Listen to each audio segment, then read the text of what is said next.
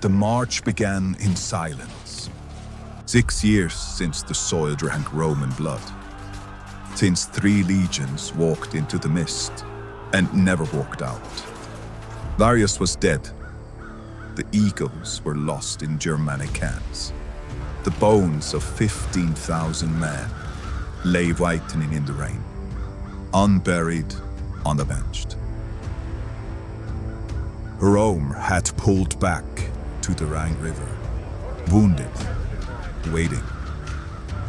In 14 AD, the silence broke. Germanicus Caesar crossed the river. He did not come to negotiate.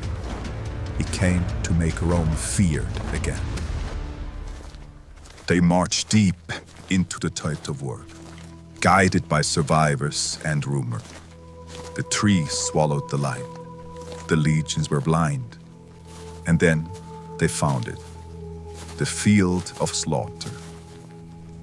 Tacitus tells us the scene, for it was even the hardest centurions. Bleached bones lay where men had fled or made their last stand. Broken gladius blades, shattered armor.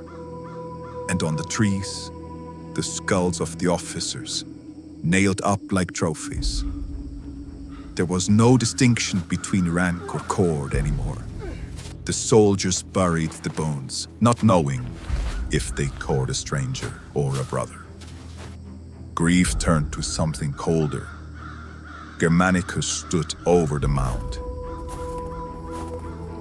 In that moment, mercy died. He pulled his sword.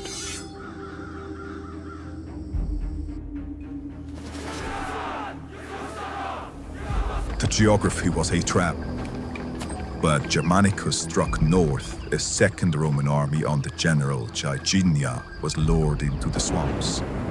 The long bridges. The rain returned, the same cold Germanic deluge that had drowned Varius.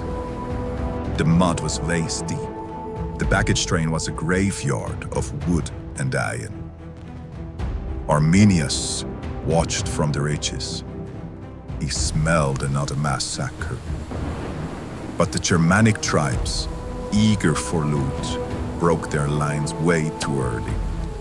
Germania seized the chaos, the discipline that failed Varius. They aved Germania. The ambush failed. The trap was sprung, but the prey had teeth. The legions didn't just survive the swamp. They carved their way out of it. The march continued, but now the war moved to the open grounds of Idistaviso. The tribes gathered in their thousands. They thought they had beaten Rome before. They thought they could do it again. But on open ground, the legion does not retreat. Germanicus wrote the line. His orders were simple. No prisoners, no loot. Only destruction ends this war. The charge was brutal. Auxiliaries swept the flanks. The legions punched through the center like an iron ledge.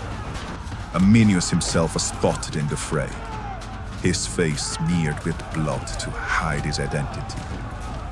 He cut his way out, fleeing on horse. The rebellion shattered, but the men remained. His army broke. From the woodland to the river, the slaughter lasted until nightfall. The ghosts of Teutoburg were finally fed.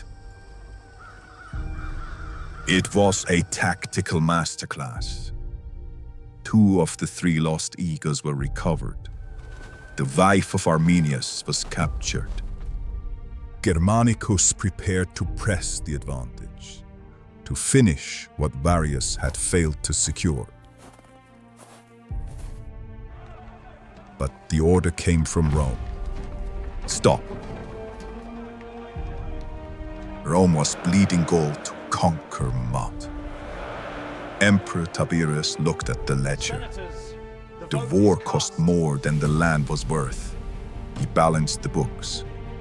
You have done enough, he wrote. Leave the tribes to their own discord. Germanicus withdrew. He died in Antioch 2 years later. The people of Rome mourned their hero. Tiberius simply moved on.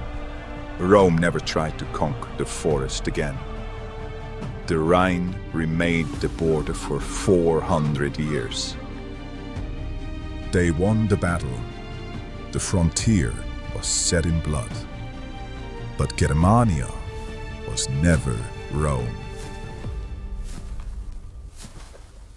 Voices of Helvetia. The echoes of history are endless. Which one should we follow next?